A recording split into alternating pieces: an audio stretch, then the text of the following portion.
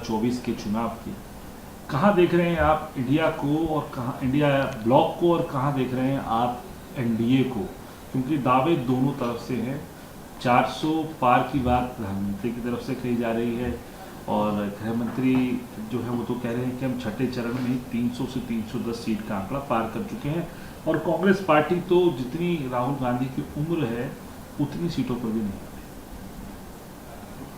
देखिए, आप मुझे इस बात का न्योता दे रहे हैं कि जैसी बातें बढ़ा चढ़ा के कही जाती हैं चुनाव में, मैं भी उसमें जुड़ जाऊं और मैं भी संख्या बताने लगूं। मैं समझता हूं ये अगर संभव है तो उन लोगों के लिए संभव है जो इस सब्जेक्ट पर शोध कर चुके हैं और बहुत गहराई से इस पर सोचते हैं, और पूरा समय उनको लगाना चाहिए घूमने में और सूचनाओं को प्राप्त करने में, ताकि वो आंकड़े प्राप्त करने के बाद जो भी आम जनता से उनको प्राप्त हो उससे वो कुछ अनुमान लगा सकें।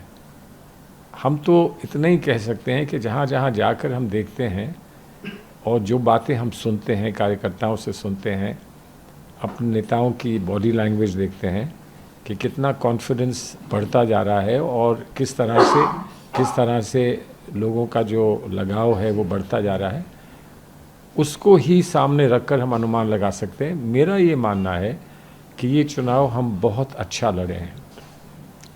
पिछले 2 चुनाव की तुलना में अगर कहें तो यकीनन ये बहुत अच्छा चुनाव हम लड़े हैं।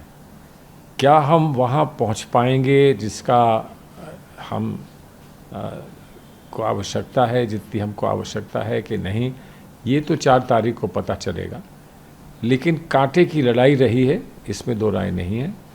और 2 बातें स्पष्ट हुई, आगे सामने आई हैं कि जो हमने मैनिफेस्टो में राहुल जी ने जिन बातों को रखवाया और जिन बातों का उन्होंने उल्लेख बार बार किया है, जैसे बढ़ती हुई बेरोज़गारी, किसानों को सही मूल्य ना मिलना, बच्चों को रोज़गार पाने के लिए बार बार प्रयास करना और बार बार उनको फ्रस्ट्रेट होना ये सुनकर कि पेपर फिर से लीक हो गया है, और बहुत सारे विषय हैं जिस पर उन्होंने बहुत तीखी और बहुत सटीक बातें कही हैं, और उसको लोगों ने स्वीकार किया है। हमारी गारंटीज़ को लोगों ने स्वीकार किया है, और लोग पिछले 10 वर्ष के अनुभवों से भी बहुत परेशान हैं, और वो ये समझते हैं कि ये सारी बातें पिछले 10 वर्ष में बढ़ी हैं, ये पिछले 10 वर्ष में हम इसके भुक्तभोगी बने हैं, और अब परिवर्तन आना चाहिए।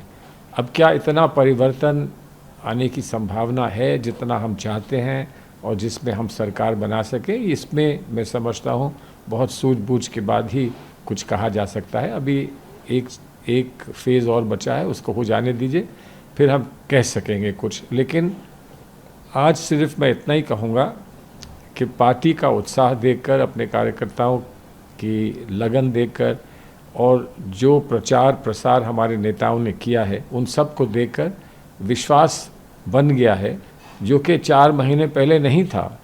विश्वास ये बन गया है कि अब हम सत्ता में आने के कगार पर हैं और हम अब सरकार एक अच्छी सरकार बनाएंगे।